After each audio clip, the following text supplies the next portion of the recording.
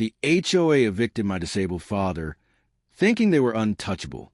But what they didn't know, I'm a multimillionaire and I own half the city.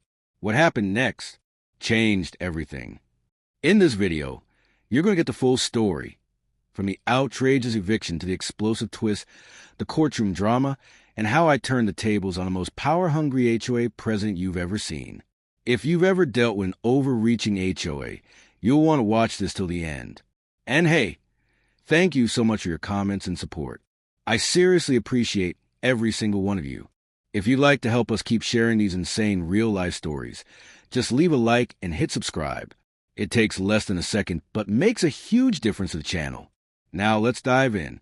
The sun had barely begun its lazy rise over the quiet suburb of Rosewood Hills. Birds chirped from freshly pruned magnolia trees. Dew clung to manicured lawns, and everything seemed perfect. But perfection, Jack would later realize, was a mask. And behind that mask, people like Karen ran things, not with kindness or community spirit, but with clipboards, citations, and cruelty. Paul Richards, Jack's 72-year-old father, lived in a small but cozy bungalow at Lot 14. A former schoolteacher now retired and wheelchair-bound after a spinal injury, Paul spent most mornings on his porch feeding birds and reading detective novels. He liked routine, peace, and the soft radio hum of jazz drifting through his kitchen window. This Thursday morning began just like that, until it didn't. At 9:13 a.m., a black SUV rolled up and parked directly in front of Paul's driveway. From it emerged three individuals dressed in HOA polos. Karen led the charge. Her heels clacked against the pavement, like a gavel slamming down on someone's life. "Mr. Richards," she announced as she climbed the porch steps without invitation, "we're here to serve final notice on your occupancy. You have 30 minutes to vacate." Paul blinked behind his glasses. What are you talking about?" Karen waved a stack of papers with exaggerated flair. "Violation of community bylaws, unauthorized ramp modifications, improper placement of a personal flag, and prolonged storage of non-standard equipment visible from the street." She was referring to Paul's ramp, the American flag on his front post, and the garden hose he used to water the tomatoes. "Karen, I'm disabled," he said quietly.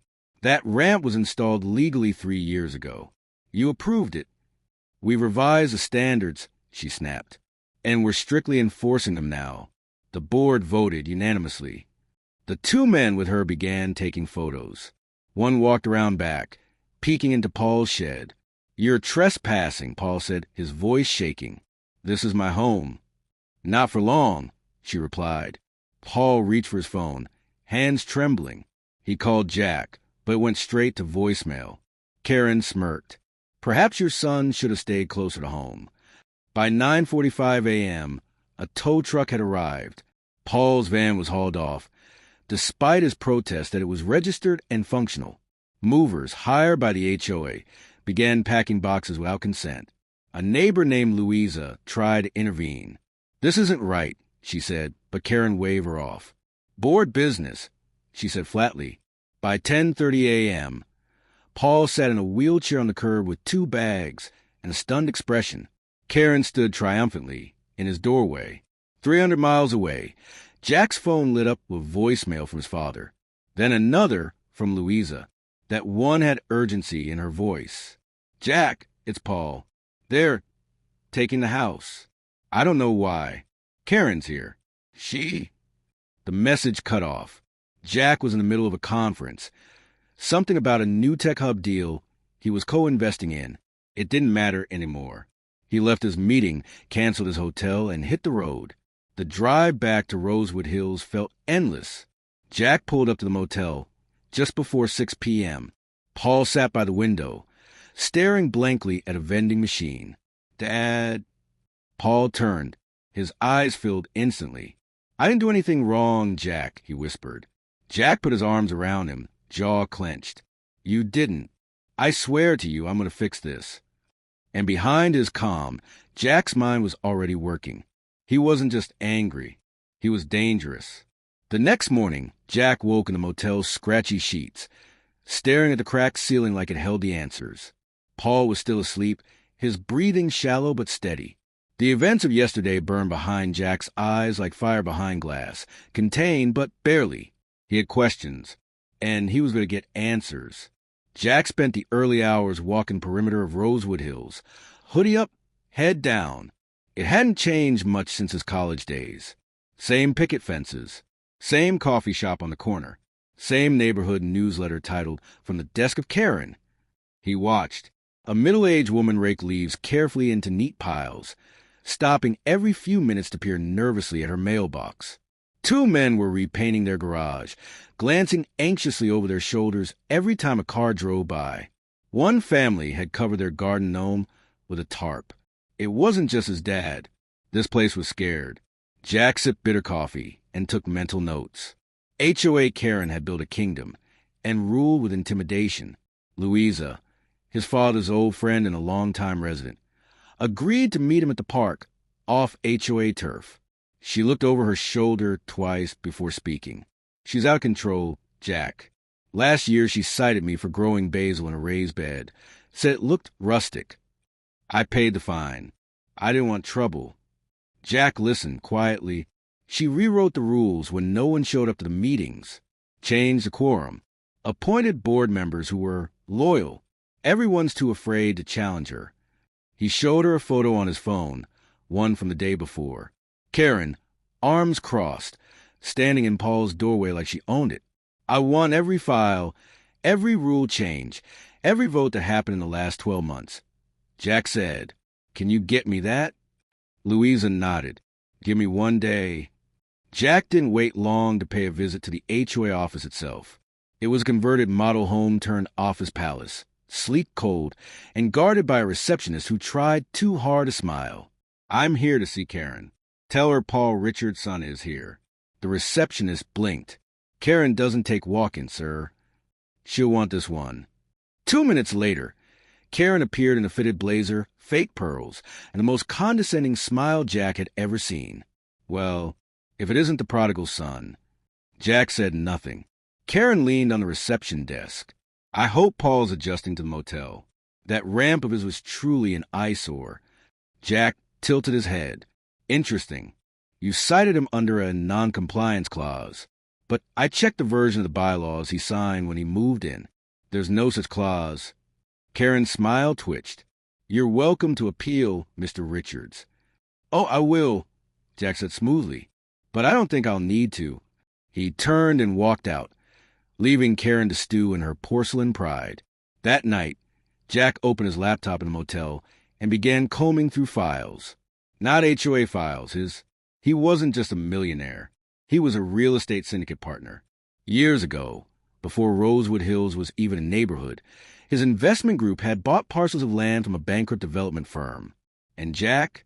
He still owned 12 commercial and residential lots scattered across the city. 2 of them bordered Rosewood Hills. One sat smack in the middle of an HOA access easement, and that meant leverage. Jack began quietly. He contacted his legal team, specialists in land use, municipal law, and HOA regulations. He made calls, pulled title records, had a private investigator compile a dossier on Karen's time on the board, and he bought 2 additional properties inside the HOA's boundaries through shell companies. By the end of the week, Jack owned 4 lots within the HOA, enough to request a special board hearing under their own rulebook, and they didn't even know it yet. While Jack moved in silence, Karen blundered loudly. She held a mandatory improvement meeting for homeowners and proposed a $15,000 assessment per household for enhancing property values. She justified it by citing community beautification. When one elderly woman objected, Karen threatened legal action. Someone filmed it. Jack uploaded it anonymously to a private HOA watchdog forum. It went viral. Late one night, Jack sat with Paul in the motel. He showed him a folder. Paul opened it to see a map of Rosewood Hills, color-coded. "What is this?" Paul asked. "Every lot I now own," Jack said, "and every easement Karen doesn't know she needs my permission to access." Paul looked at his son, jaw open. Jack leaned back. "She took your home. I'm taking her empire."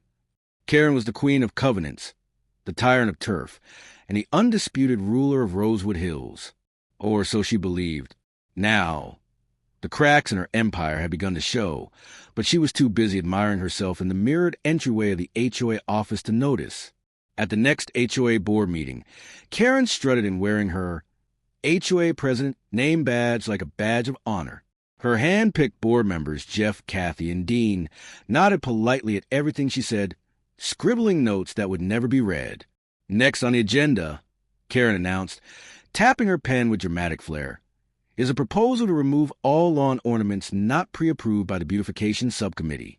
That includes gnomes, bird baths, and, unfortunately, pink flamingos. A collective groan filled the community room. Karen smiled wider. It's not personal. It's aesthetic consistency. One resident stood up, Mrs. Lively, age 84. You already made me take down my wind chimes.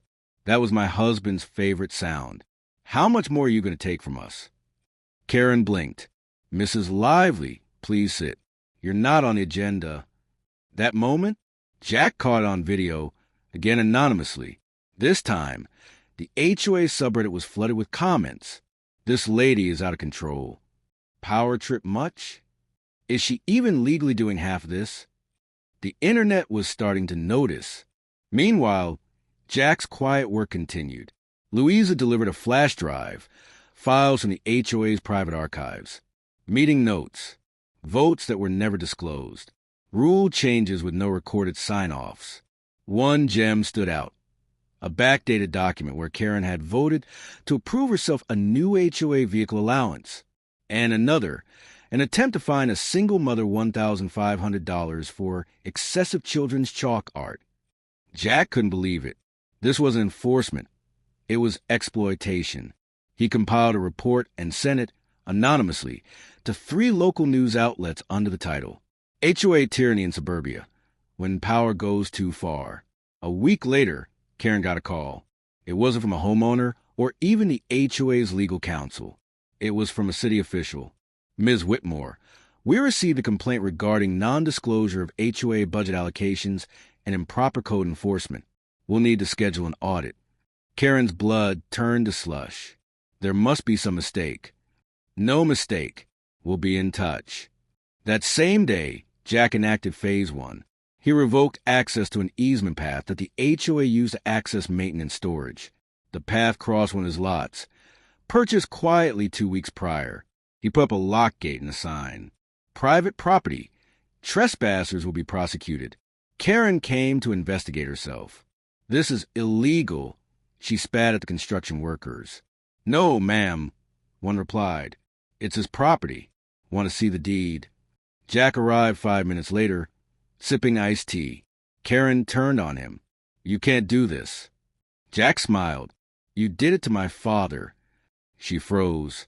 I own this lot, and that one, and 2 inside the HOA.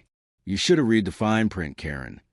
Karen's missteps were no longer just whispered about. They were headlines. The local paper ran a story titled, HOA President Faces Scrutiny After Displacing Disabled Resident. A photo of Paul in his wheelchair beneath a sad motel sign accompanied it. Next door exploded with angry posts. Homeowners who'd stayed quiet began speaking up. Fines, threats, forced landscaping, pet bans, all under Karen's regime. And now they had someone fighting back. At the next HOA meeting, Jack showed up, not as a guest, but as a property owner. Karen's face went white when she saw him sign the speaker's list. Jack Richards, she hissed, you have no business here. I own 4 lots, Karen. I'm on the board now. Read your bylaws. Gasps echoed through the room. Jack stepped forward. I call for a vote to audit the HOA's financial history for the past 24 months. Silence. I also call for a motion to suspend President Karen Whitmore pending investigation. Pandemonium. Karen stood, trembling. This is harassment. This, Jack said, is accountability. The calm before the storm lasted only 2 days. Then the reckoning began. The community center, usually quiet and half empty, was packed shoulder to shoulder. Residents who hadn't attended an HOA meeting in years showed up, some in lawn chairs, some standing at the back, all curious. Jack arrived early. Karen showed up late. She walked in wearing her usual pastel blazer and pearl earrings, but the confidence in her step was different. It faltered. Her eyes darted across the room. She could feel it. Power slipping from her fingers like sand. Jack stood at the front table now, alongside 2 other new board members, homeowners who'd volunteered after Jack nominated them, and the old members stepped down under pressure. "Let's begin," Jack said, tapping the mic. The room went silent. "I'd like to introduce the independent auditing firm hired to review the HOA's finances over the past 24 months. Gasps. Karen shot up. This wasn't voted on. It was Jack cut in at the emergency session last Thursday. Quorum was met. Votes were cast. You left early, remember? Her face paled. A man in a navy blue suit stepped forward. "I'm Brian Lau with Finch and Thomas Accounting. We'll be sharing preliminary findings today." And with that, the documents came out. Brian flipped through a slide deck projected on a screen behind him. Unexplained maintenance charges totaling over $47,000. A recurring payment to K. Whitmore Consulting. Karen paying herself under a shell LLC. Fines collected but not deposited into the HOA general fund. Over-budget spending on board entertainment, including dinners, spa charges, and a bizarre $900 line item for garden statue consultation. None of this was approved through public vote, Brian said. None of it had oversight. The room erupted. Karen shouted over the noise, "That's fake. That's slander. This is a smear campaign. He's not even from this community." Jack stood slowly. "Neither were the companies you gave HOA contracts to," he said. "You paid your cousin's landscaping business $19,000 to replant 3 flower beds." Louisa held up her phone. "I have pictures. They just mowed the lawn and left." Karen's voice cracked. "You can't do this. This is a hostile takeover." "No, Karen," Jack replied. "This is a wake-up call." She turned to the crowd. "You think this guy cares about you? He's rich. He doesn't live here. He's using you." Jack nodded. "You're right. I don't live here. But my father did. And you threw him out." The room fell silent again. He turned to the crowd. "I could have sued. I could have dragged this out in court. But instead, I bought in because I believe HOA power should come from the people, not someone with a clipboard and a God complex." Applause broke out. Karen, cornered, grabbed her bag and stormed out. A neighbor whispered. She always thought she'd go out on top. Within a week, the board formally voted to suspend Karen pending a full investigation. Jack's legal team sent cease and desist letters to her shell companies. The city launched its own review of HOA enforcement actions. 3 residents filed lawsuits for harassment and damages. The local news ran a follow-up piece. Jack Richards, the millionaire who took down HOA tyranny. Even late-night talk shows mentioned it. And Karen? She was nowhere to be found. Paul moved back into his house, under special community protection. Jack paid for a full renovation, new ramp, upgraded bathroom, solar roof, and a ring of security cameras ironically facing the HOA office. Community meetings became actual discussions. Neighbors smiled again. Wind chimes returned. Gnomes popped back up on lawns like little rebellions. The new board, under Jack's temporary leadership, rewrote the bylaws, with input from everyone. Democracy had returned to Rosewood Hills. A month later, Jack received a letter with no return address. Inside, a single sheet of paper. "Enjoy your little kingdom. It won't last. K." Jack folded it neatly and placed it in his desk. He smiled. Let her come back, he thought. This time, she wouldn't just face a millionaire. She'd face a community. It had been 64 days since Karen Whitmore lost everything. Her crown, her control, her command of the Rosewood Hills HOA. But if there was one thing Karen hated more than being dethroned, it was being forgotten. It started with flyers. Crisp white papers slid into mailboxes in the dead of night. Your community is changing, and not for the better. Remember who kept Rosewood beautiful? HOA experience matters. They weren't signed, but the font, the spacing, the smug italics. Everyone knew exactly who had written them. Karen hadn't returned alone. She reached out to old allies, those who still whispered in corners and grumbled at rule changes, the ones who missed the old order, even if they never admitted it publicly. Jeff, the former board treasurer, was back in her corner. So was Kathy, though she now insisted on a more behind-the-scenes role. Karen organized private meetups. She offered to consult on landscaping ideas. She smiled through gritted teeth at barbecues and neighborhood events, whispering, "They're letting the place go, don't you think?" Slowly, she started to gain traction. One morning, Jack walked outside to find a clipboard nailed to the community notice board. Petition to reinstate Karen Whitmore as HOA president, effective immediately. Signatures required. 25% of current homeowners. Jack raised an eyebrow. The old Karen would have staged a coup. The new Karen? She was trying to vote her way back in. Smart, legal, slippery. Jack wasn't about to let that happen. He didn't respond with aggression. He responded with strategy. That afternoon, Jack hosted the first ever Rosewood Hills block party. Open grill music, games for kids, and a free legal Q&A booth run by a real estate attorney who explained HOA rights in plain English. Over 60 homeowners showed up. By the end of the event, residents were laughing together again, and Karen's clipboard had mysteriously vanished from a notice board. Someone even spray-painted "No Karens Allowed" on the sidewalk in chalk. With her plan failing, Karen did what she did best. She escalated. She filed an anonymous complaint with the city about zoning violations related to Jack's properties, alleging unlicensed gatherings, excessive noise, and misuse of residential space. But this time, Jack was ready. His permits were airtight, his legal coverage bulletproof, and his connections in City Hall? Let's just say they owed him a few favors after he donated to the new library project. When the inspector arrived, Jack handed him lemonade and a folder. "You'll find everything you need in there." The inspector smiled. Wish all neighborhoods were this easy. Karen's final card had been played and failed. A few weeks later, Karen sold her house. Rumor had it she moved to a different neighborhood 2 towns over.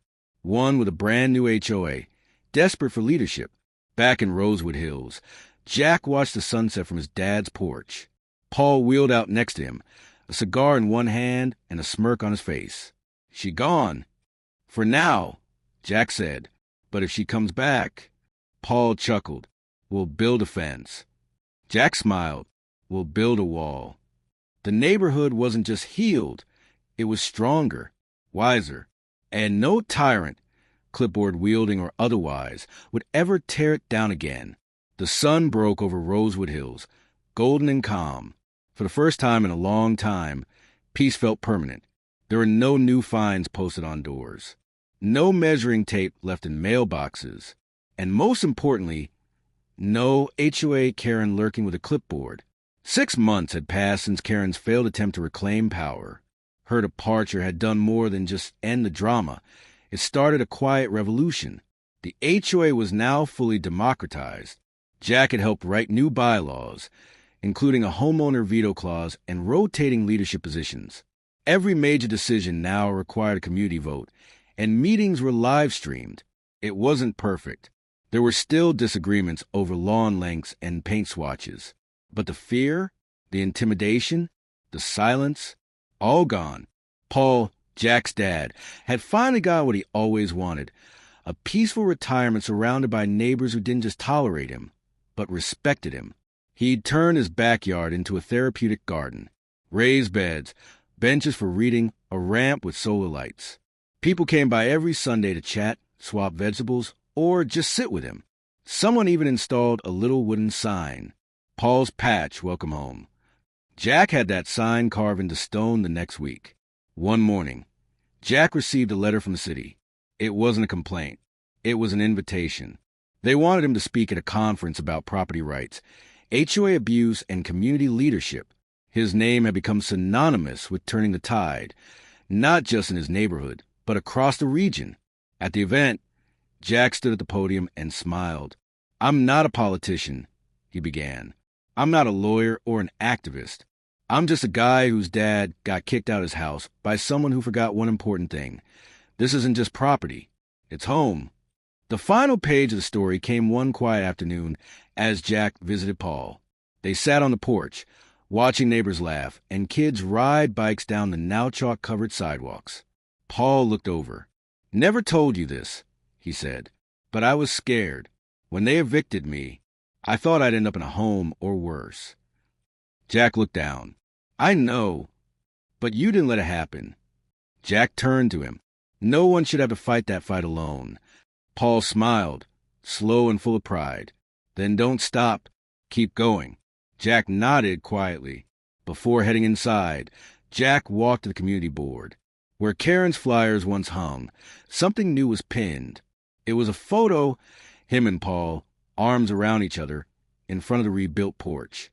Above it, handwritten in blue ink, "This is what a real HOA looks like." And for the first time in Rosewood Hills history, everyone actually agreed